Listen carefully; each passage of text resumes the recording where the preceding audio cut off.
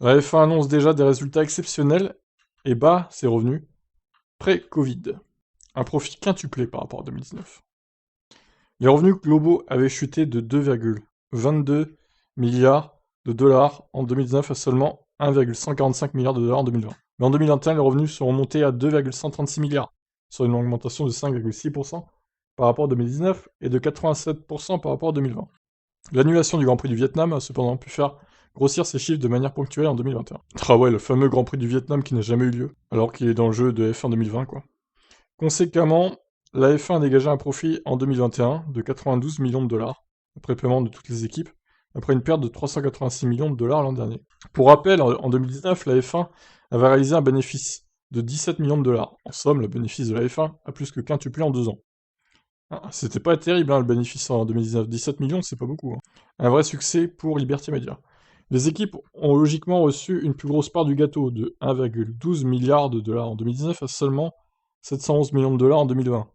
Le montant distribué aux 10 équipes l'année dernière était de 1,68 milliard de dollars. Mais ce qui explique surtout ces boosts de profit, c'est bien sûr l'allègement des contraintes sanitaires et le retour des fans sur la plupart des Grands Prix. L'augmentation du nombre de Grands Prix entre 2019 et 2021, sans parler de 2020, a bien sûr joué. L'autorisation des fans sur les circuits a continué d'être évaluée par les autorités gouvernementales compétentes, course par course tout au long de l'année, les restrictions s'assouplissant au fur et à mesure de l'année, et la fréquentation des supporters commençant à augmenter de manière significative au troisième trimestre 2021, par rapport à l'année précédente. Le groupe vante aussi l'apport des courses sprint dans l'augmentation des revenus. Les revenus issus des promoteurs de courses sprint ont augmenté en raison de la tenue des 5 événements supplémentaires en 2021, y compris davantage de courses non européennes, dont certaines ont vu le retour du public, alors que les limitations sur la fréquentation des fans l'année précédente ont conduit à des changements ponctuels dans les conditions contractuelles de course des courses organisées. Quant aux revenus issus des médias et des droits télé, ils ont progressé grâce à la signature de nouveaux accords, à l'augmentation de contrats existants, ainsi qu'à la progression du nombre d'abonnés F1 TV. Au total, la F1 tire 31% de ses revenus de billets vendus sur les circuits et des droits payés par les promoteurs, qui paient chaque année pour accueillir la F1. 40% des droits TV et autres droits liés aux médias, 16% des sponsors, le reste provient de divers revenus, comme des paiements one-off au Vietnam. Greg Maffei, PDG de Liberty Media, s'est réjoui de ces excellents résultats pour la F1. La fin de l'année 2021 a été excellente pour les entreprises Liberty. La fin du championnat du monde de F1 n'aurait pas pu être plus riche en suspense.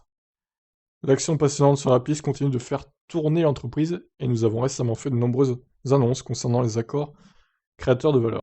Dominique Ali, PDG de la F1, peut aussi avoir le sourire, il va certainement recevoir un petit bonus. Tu m'étonnes. 2021 a été une année remarquable pour la F1 à tout égard. Les courses ont été spectaculaires et l'entreprise a produit des résultats exceptionnels.